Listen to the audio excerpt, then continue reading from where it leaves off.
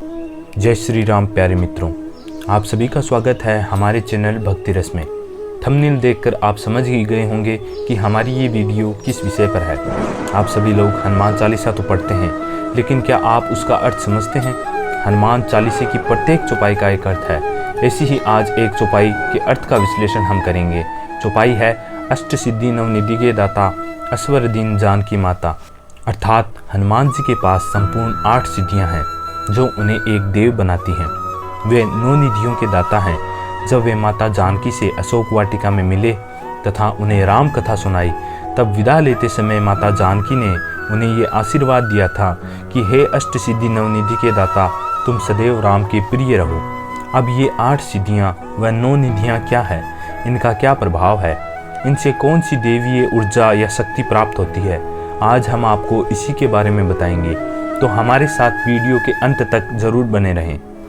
तो ये 8 सिद्धियाँ कुछ इस प्रकार हैं। पहली अणिमा, दूसरी महिमा, तीसरी लघिमा, चौथी गरिमा, 5वीं प्राप्ति, 6ठी प्रकाम्य, 7वीं इशित्व और 8वीं वशित्व। अब हम जानते हैं कि इन सिद्धियों से हमें कौन सी शक्तियाँ प्राप्त होती हैं। पहली अणिमा। अणिमा सिद्धि से हम अपने शरीर को अणु से भी छोटा कर सकते हैं।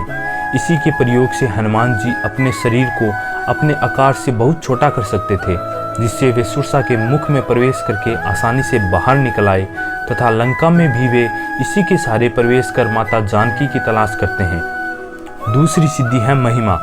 इस सिद्धि से हनुमान जी अपने शरीर को अपनी इच्छा अनुसार कितना भी बड़ा कर सकते हैं। जैसे जस जस सुरसा बदन बढ़ावा, तासु दून कपि रूप दिखावा। अतः इस सिद्धि से वे अपने शरीर को आकार में बड़े से बड़ा कर सकते थे। तीसरी सिद्धि है लघिमा। लघिमा अर्थात अपने शरीर को हवा से भी हल्का कर लेना।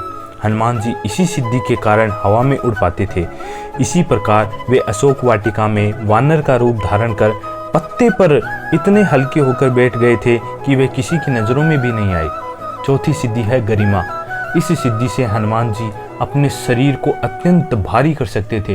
वे अपनी इच्छा अनुसार अपना भार बढ़ा सकते थे। जैसे रावण की सभा में अंगद जी ने इसी सिद्धि के कारण अपनी जंगा को रखा, जिसे कोई रावण दरबारी नहीं हिला सका। 5वीं सिद्धि प्राप्ति।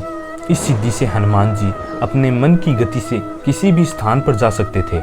इस सिद्धि से हनुमान जी भविष्य की बातें जान सकते थे तथा वे पशु पक्षियों की भाषा भी समझ सकते थे, जिसके द्वारा उन्होंने अशोक वाटिका में पशु पक्षियों के वार्तालाप से माता जानकी का सही पता जाना था। 6ठी सिद्धि है प्रकाम्य सिद्धि, अर्थात अपनी कामना की हर वस्तु प्राप्त करना। इस सिद्धि के माध्यम से हनुमान जी जो वस्तु चाहे वो प्रकट कर सकते थे। वे जहाँ भी चाहे जो भी चाहे अपने समक्ष क्षण भर में प्रस्तुत कर सकते थे। 7वीं सिद्धि है वशित्व, अर्थात किसी भी सजीव या निर्जीव वस्तु को अपने वश में करना। हनुमान जी किसी भी वस्तु को अपने गुणों, अपनी वाणी से वशीभूत कर सकते थे, जैसा कि उन्होंने रावण की सभा में अपने राम भजन से रावण सहित पूरी सभा को पूर्णतः वशीभूत कर लिया था। इसी सिद्धि के कारण वे सभी 5 तत्वों अग्नि, वायु, जल, आकाश और धरती को भी नियंत्रित कर सकते थे। 8वीं सिद्धि है इशित्व, अर्थात जो ईश्वर तुल्य हो जाए। हनुमान जी को हम उनकी भक्ति, उनके गुणों के कारण ईश्वर के तुल्य मानते हैं तथा उनकी पूजा करते हैं। अतः जब कोई भी अपने आप को ईश्वर को इस प्रकार समर्पित कर दे जिससे कि ईश्वर में व भक्त में कोई अंतर न रहे, वैसे तो प्रत्येक मनुष्य इन सिद्धियों को प्राप्त करना चाहता है और इन सिद्धियों को प्राप्त करना इतना कठिन भी नहीं है। बस शर्त यह है कि जब हम अपनी अंतर आत्मा से पूछें कि क्या हम इन सिद्धियों के लायक हैं और अंदर से आवाज़ आए हाँ हम इन सिद्धियों के लायक हैं, तब ये सिद्धियां हमें स्वतः ही प्राप्त हो जाती हैं। अर्थात जिस दिन हम हनुमान जी जैसी भक्ति, निष्ठा, पवित्रता पा लें, उसी समय हमें भी ये सिद्धियां स्वतः ही आ जाएंगी। अब सिद्धियों के बाद 9 निधियों के बारे में जानें। निधि से तात्पर्य धन से है, अर्थात ये 9 प्रकार के वैभवशाली खजाने हैं जिनसे मनुष्य की सभी कामनाएं पूरी हो सकती हैं। आइए हम इनके बारे में विस्तार से जानते हैं। पहली निधि है पद्म निधि। पद्म निधि से मनुष्य सात्विक होता है तथा स्वर्ण चांदी का संग्रह करके वह दान करता है। दूसरी है महापद्म निधि। इस निधि से मनुष्य अथाह धन प्राप्त कर पुण्य कार्यों में लगाता है। तीसरी निधि है नील निधि। इस निधि से मनुष्य सात्विक तेज बढ़ता है तथा उसकी संपत्ति 3 पीढ़ियों तक रहती है। चौथी निधि है मुकुंद निधि। इस निधि द्वारा मनुष्य रजोगुण संपन्न होता है तथा राज्य संग्रह करता है, अर्थात अपनी संपत्ति को बढ़ाता रहता है। पांचवी निधि है नंद निधि। नंद निधि से युक्त मनुष्य राजस और तामस गुणों को प्राप्त करता है। छठी विधि है मकर निधि।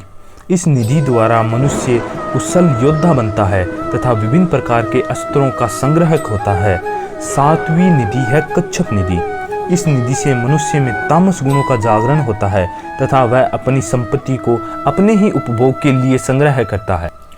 आठवीं निधि है शंख निधि। इस निधि के द्वारा मनुष्य एक पीढ़ी के लिए धन प्राप्त करता है। नौवीं निधि है खर्व निधि। इस निधि की प्राप्ति से मनुष्य में सभी प्रकार के गुण एक साथ उत्पन्न होते हैं।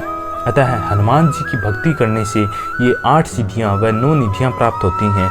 एकमात्र हनुमान जी ही ऐसे देव हैं जिनके पास एक साथ सारी 8 सिद्धियां व 9 निधियां हैं। यदि हम मनुष्यों को इन 8 सिद्धियों तथा 9 निधियों में से एक भी सिद्धि या निधि प्राप्त हो जाए तो हमारा मनुष्य जीवन सफल हो जाता है।